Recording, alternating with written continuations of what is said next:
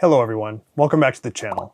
My name is Scott Blinn and welcome to this week's Type 2 Tuesday update. This week we're going to dive a bit deeper into my weight loss history as well as my recent weight stall and previous stalls, and also talk a bit about the morning blood sugars that I've been having regarding how late or how early I've been eating meals, and an upcoming experiment I'm going to do to take this even further.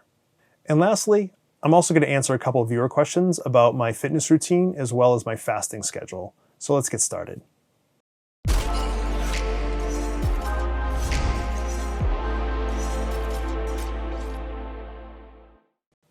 All right, let's dive right into this week's update. So let's kick things off as always with my glucose averages. My morning average for the past week was 143.7, which is much higher than it usually is for an average. And I'll get into that in a second. My daily average was also a bit higher. Of course, it would be considering the morning averages were way higher than usual at 133.7.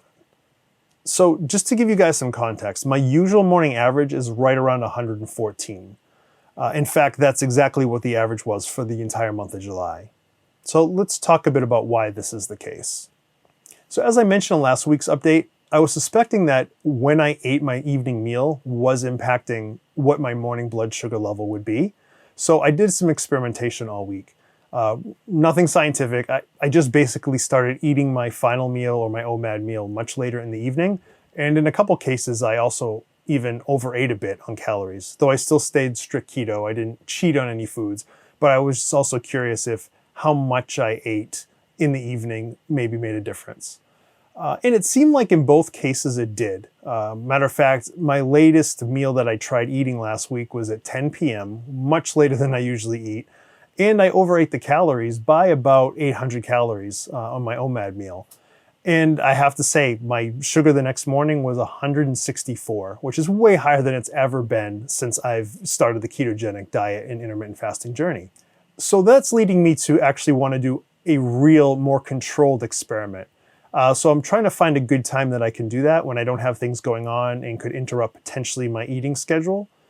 So I've settled on early September. So in an upcoming Type 2 Tuesday, I'll give you guys the results of that.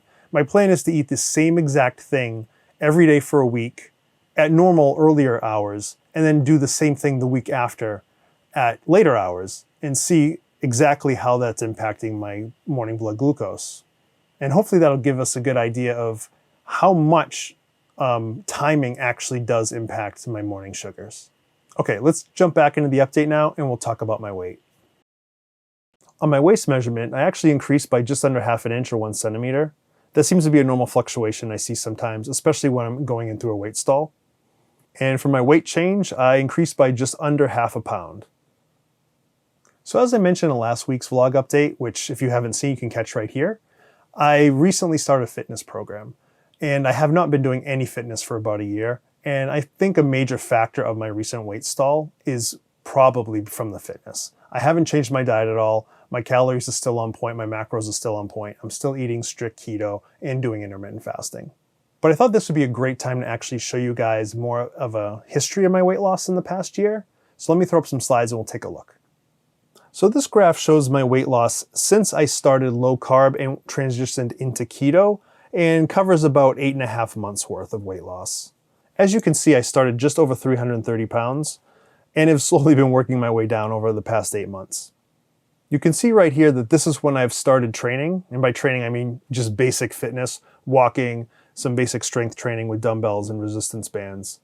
And that's pretty much when I've triggered this recent stall.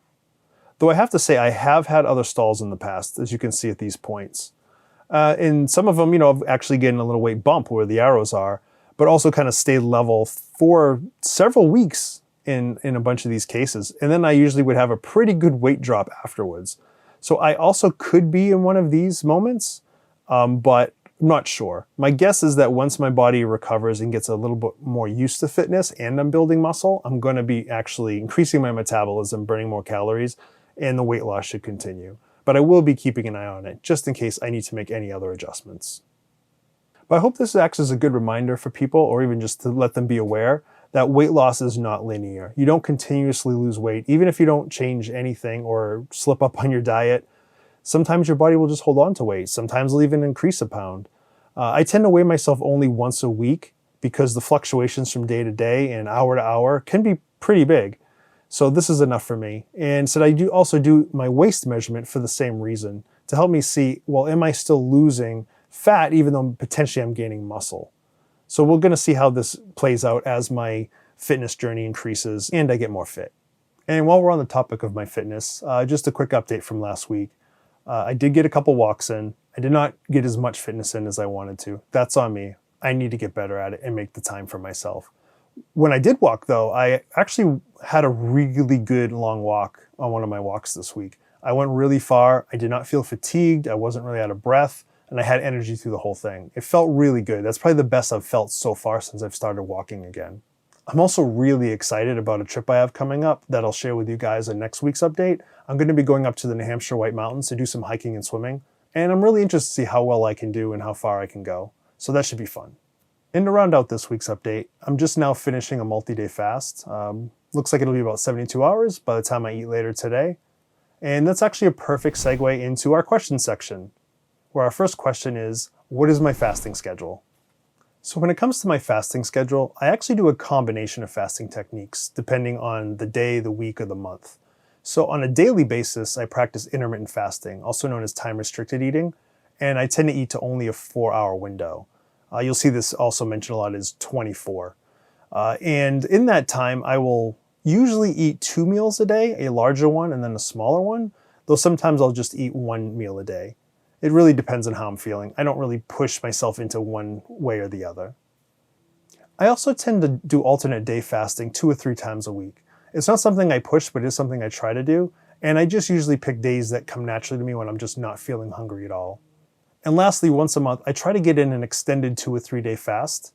Usually I just take one of the alternate day fastings, and if I don't feel hungry the next day, I'll keep rolling with it until I actually do get hungry and will finally eat on a given day. Now this may sound like a lot, but I want to say I did not start this way. I started with just doing some time-restricted eating, where I started with an 8-hour window and then gradually shrunk my way down into the 4-hour window that I have today.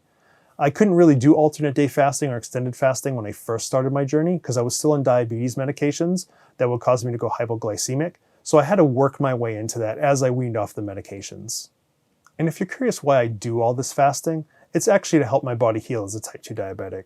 A ketogenic diet on its own is great for control, but if you actually want to reverse your diabetes and get your liver to lose its fat, give your pancreas time to heal beta cells, extended fasting looks like it's necessary. And yes, while the science is not yet definitive on this front, the current research is pretty overwhelmingly pointing towards it being favorable and something that a type 2 diabetic should do in order to help heal and truly be able to reverse their diabetes long term. Okay, and my second viewer question this week is, what is my fitness routine? So if you've been watching my updates recently, you realize I've just started and I don't really actually have a routine, though that is something I'm about to change. I am finding that if I don't carve out a schedule and make time for it, it's not something that's going to happen. I'm a really busy guy. I'm running a company, I'm developing software, and now I'm also doing this channel, and that takes a lot of my time up. And I've found that fitness is something I need to make time for, and it's not something that's going to happen naturally for me. So as I move forward for the next week or two, I'm going to be planning out a schedule, and then I'll start sharing that with you guys and making sure, to keep myself accountable for my own fitness journey. But for what I've been doing in the last few weeks is I try to go on walks and take advantage of the summer weather the best that I can and get out and get some sunlight. And as I mentioned before, I do have some weights and some resistance bands at home that I've been using. And I do have a gym membership, and it's something I do plan to use more going forward. I haven't used it a lot because of what's going on in the world, but I do want to make some time and start utilizing what's there. Okay, and that's a wrap for another Type 2 Tuesday update. And as always, thank you so much for watching, liking, and hopefully subscribing if you haven't already. And remember, if there's anything you would like me to add to these updates or change, please feel free to comment below. I hope everyone has an amazing upcoming week, and I'll see you next Tuesday.